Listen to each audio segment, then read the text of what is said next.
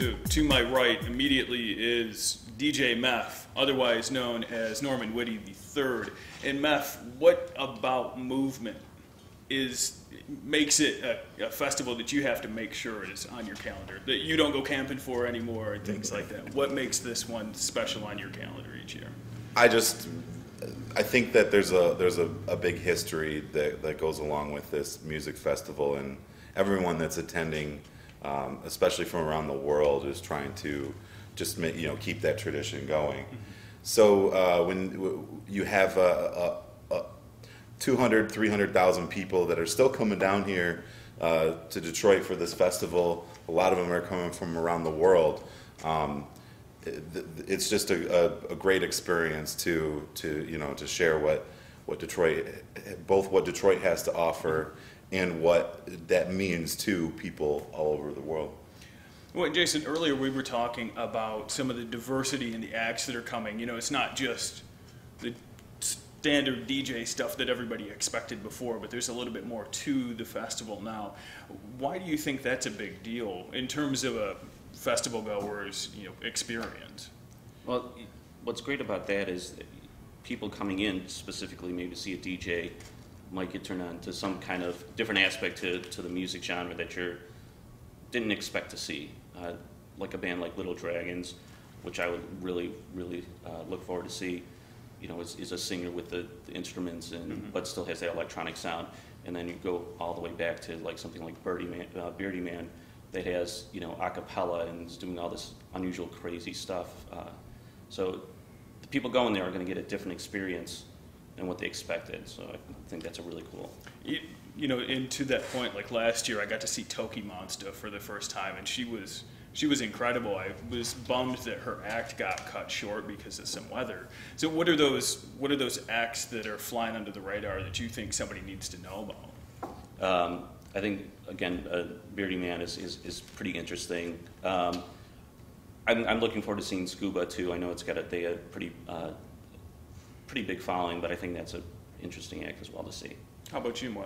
There's a woman, I can't remember her name, but she does like a kind of a glitch electro house thing all by herself, and I've seen videos of her on the internet just rocking out in Austin, Texas, and all over the place. And man, I wish I could remember her name, but I know I'm going to go see her.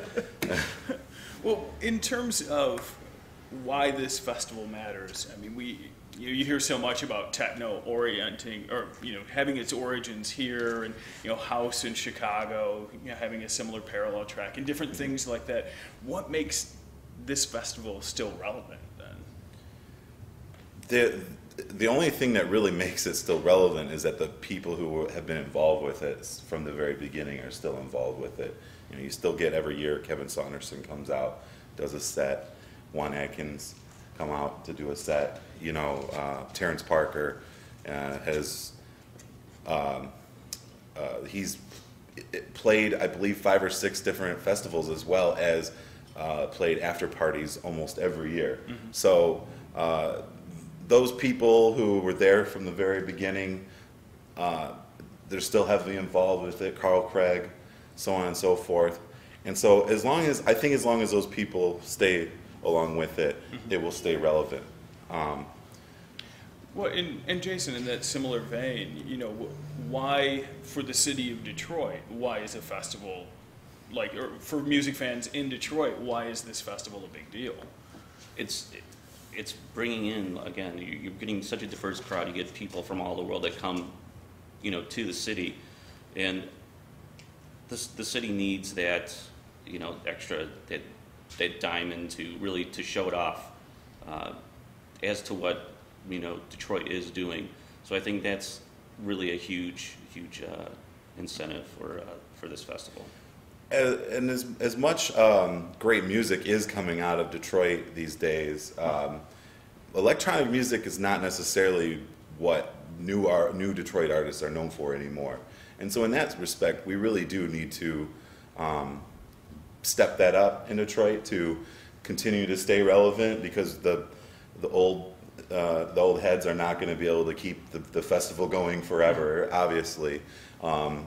there's a lot of great electronic music, obviously coming from France and Belgium, and Denmark and Berlin, and there's a lot of great things going on. Detroit hasn't quite the new face of Detroit hasn't quite stepped up to that quite yet, but I think that that's coming. Well, what is the new sound that's coming out then? Well, right now there's a huge movement for dubstep, and I recently went to a party that was in Corktown. It was a Detroit dubstep party, and the place was just filled wall to wall with 18 to 20-year-old kids. And so you got to give respect to Matt Clark and other people in the Detroit dubstep movement, that they're really creating a name for Detroit in dubstep, and that moving forward is going to be big. Bass music all around, drum and bass, dubstep, glitch, all that stuff is really making a name for itself in Detroit. Well, okay, just back up a little bit, because you've got some old heads that watch us every once in a while. What is dubstep? Is there a good, simple, concise way to explain it? Well, to make a short story long, dubstep, just like drum and bass, came from the UK. It's very down tempo, a two-step kind of thing, and it had elements of both garage and dub music. So it was kind of so it's kind of a natural fit for some of what's already come out of Detroit. Exactly, and I think that's why it's been so well received here. Detroit's always had a really great underground, steady underground scene for drum and bass, and then dubstep came through and kind of revived that whole thing as well. And so it's definitely, we're definitely making a name for ourselves here in that form of music. And DJ Godfather still putting Detroit on the map in booty and ghetto tech music. There's a lot of things going on with his database crew, as well as other booty producers in Detroit, and that all started here too. So Jaysin, what do you, in terms of what you see coming on the scene, what do you think is that one Detroit style of music, or maybe not unique to Detroit, but certainly something that we're doing that you think people need to know about Detroit music? Well, again, it's again, dance music is always big, and the kids, like, what's interesting to me is a lot of people from 10 years ago that were into electronic music are still into it, and showing it off to younger people, bringing that in. So again, dance music and party music is always on track. It's always going to do well. Yeah, I mean, Detroit's people in Detroit like to party. Yeah. And people from around the world like to come here to party. Like, you should see the look in some people's eyes that I've met that are here from around the world. It's almost like they're making a pilgrimage here to find their musical roots. Well, that's what's always interesting to me, is the number of people from around the world. I mean, Metro Airport's packed right now. This is probably the first festival of the year in the city that really draws that outside interest into the city and gets people spending money and activated here. So in terms of other festivals, what are some of the other things that you look for, especially to help round out your music library when you're hanging out around downtown Detroit? Well, funny thing is, and this doesn't have to do with downtown Detroit, but the Rothbury Festival this year is an electronic music festival, and I find that really interesting because they're both electronic music festivals. You would think that they're both real niche things, but they're so different in the type of audience and the type of music that you're going to find at both. Whereas Tiesto is headlining Rothbury, and Bass Nectar will be playing there. There's actually some great dubstep acts, and that's one of the similarities you'll find between the two, is the dubstep element. But there's just a different type of audience and a different type of music there. And it's funny for Michigan to be able to have two, what I'm assuming will be successful electronic music festivals in the same year that are so diverse. But other than that, you know, you have the underground hip hop, lots of great shows every year.